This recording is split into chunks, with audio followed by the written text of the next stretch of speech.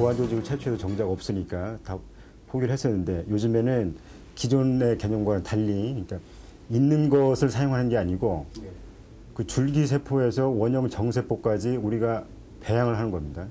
말하자면 있는 것만 사용하는 게 아니고 만들어서 사용해서 수정까지 시도를 하는 거 기술이니까 옛날하고는 좀 개념이 많이 틀리고 많이 진일보했다고 생각을 합니다.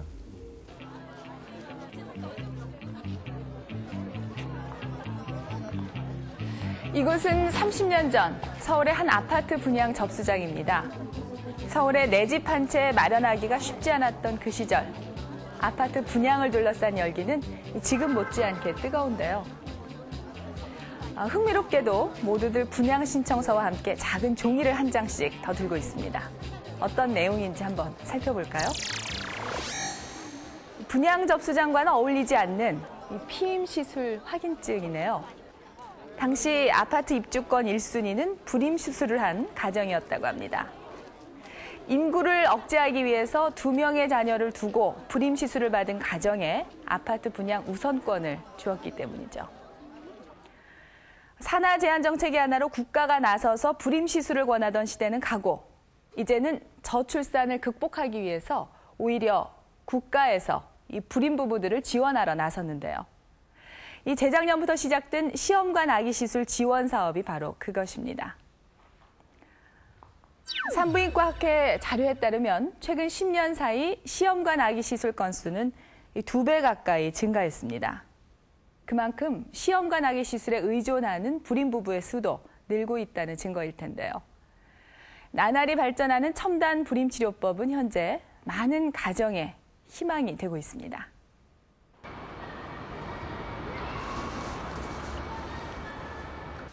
너 참 얼마나 널 가졌을 때 행복한지 몰랐다. 우리 김이도 그럴 것 같아. 우리 둥이한테 우리 잘해주고 우리 둥이한테 시험관 아기 시술을 통해 쌍둥이를 임신 중인 장윤정 씨. 힘들었잖아, 엄마도. 출산 예정일을 하루 앞두고 있어 제법 배가 부르다. 잠시 앉아 대화하는 일도 이젠 쉽질 않다. 저희 이제 모비를 나중에 애기들 주려고 이렇게 준비했거든요. 이건 제가 직접 만든 거예요. 그래요? 네. 아유, 재주가 좋으시구나. 이쪽은 이게 3개월까지는 아기가 이제 흑백밖에 못 본다고 하니까. 네, 그래서 턱받이도 직접 만들고요. 결혼 후 3년간 아기가 없었던 윤정 씨. 간절하게 기다린 만큼 아기들을 위해서는 무엇이든 직접 해주고 싶은 게 엄마의 마음이다. 어디 준비하실 때 어떠셨어요? 마음이 어떤 생각으로? 너무 행복했죠.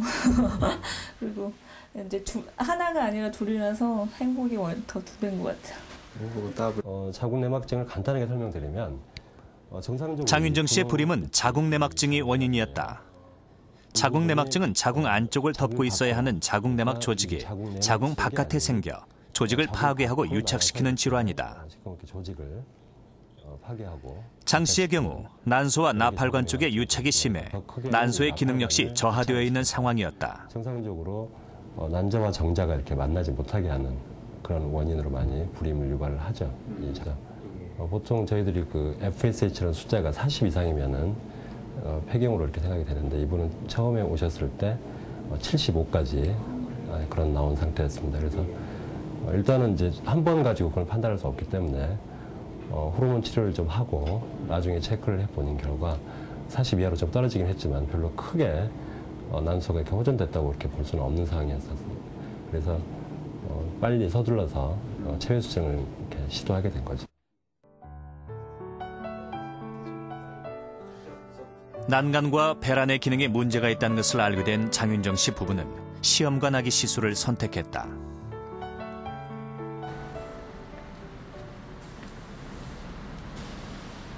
나옵니다. 시험관 아기를 탄생시키기 위해서는 가장 먼저 여성의 난소에서 난자를 채취해야 한다. 지금 이렇게 쫙 쪼그라들면서 이 난포액 안에 난자가 있습니다. 정상적으로 여성은 한 달에 1개의 난자만이 나오지만 시험관 아기 시술은 과배란을 유도해 여러 개의 난자를 얻어낸다. 또 이렇게 난자 채취했어도 모든 게 다 성숙된 난자만 나오는 건 아니거든요. 예. 그리고 또 수정란 상태도 모든 수정란이 전부 다 좋은 건 아니기 때문에 될 수 있으면 많은 수의 난자를 획득해서 수정란 중에서 좋은 것을 골라 선별하여서 이식하시는 게 좋죠.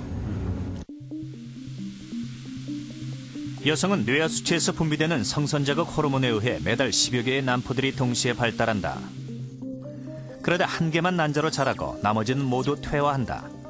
이렇게 자란 한 개의 난자가 난관을 통해 이동한다.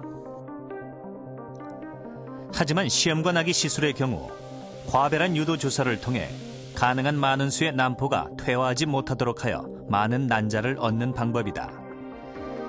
불임 치료에서 가장 어려운 과정이다. 여러 개의 난자를 채취하는 것은 임신의 확률을 높이기 위한 것이다. 채취된 난자는 곧바로 배양실로 옮겨진다. 일반적으로 과배란 유도 과정을 통해 채취되는 난자의 수는 10여 개 안팎이다. 하지만 난소의 기능이 저하되어 있던 장윤정 씨의 경우 단 2개의 난자만을 얻었다. 2개의 난자 모두 수정에 성공시키기 위해서 세포 질내 주입술이 시행됐다. 3일 정도가 지나면 수정란은 8세포기까지 분열하는데 보통은 이 시기에 자궁에 이식된다. 하지만 요즘은 수정란의 임신율을 높이기 위해 착상 직전인 배반포기 단계까지 5일간을 배양한다.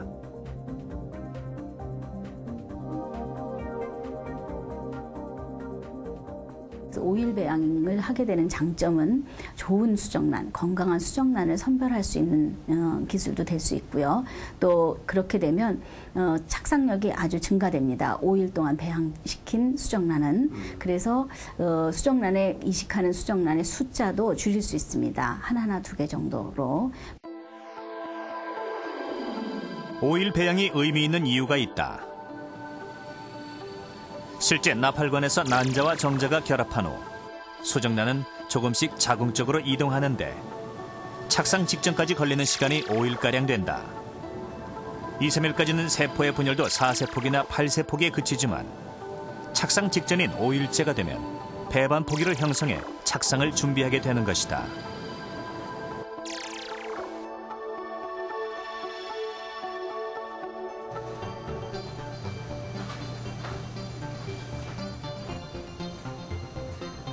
정상적으로 잘 발육된 수정란은 가느다란 관에 담겨져 이식실로 옮겨진다. 수정에 성공한 장윤정 씨의 수정란은 겨우 2개. 장 씨가 임신에 성공하려면 2개의 수정란 중 하나가 완전히 자궁에 착상해야 한다. 열흘 후 장윤정 씨는 놀라운 소식을 접했다. 2개의 수정란이 모두 착상돼 쌍둥이를 임신했다는 것이다.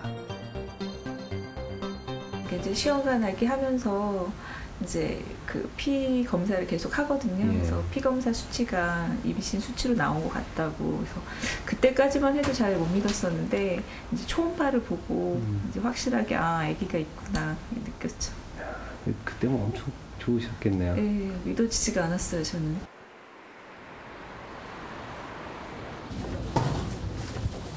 드디어 장윤정 씨의 분만 2시간 전. 남편도 서둘러 병원을 찾았다.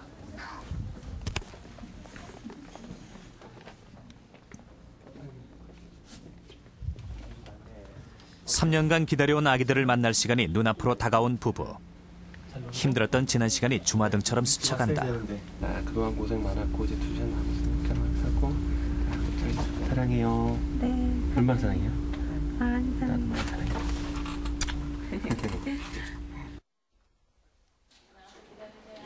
장윤정 씨의 경우 쌍둥이들의 체구가 크고 예측할 수 없는 자궁 내막증의 문제를 피하기 위해 제왕절개를 선택했다.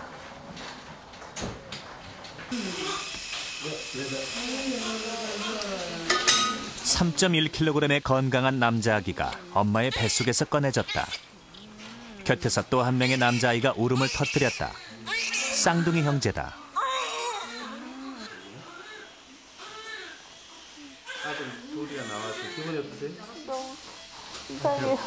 너무 기뻐요. 눈물이 나오는데. 최첨단 불임 치료술로 수정과 배양을 거쳤을 뿐 10달을 고스란히 엄마 뱃속에서 자란 두 아이는 여느 아기들 못지않게 건강하게 태어났다. 첨단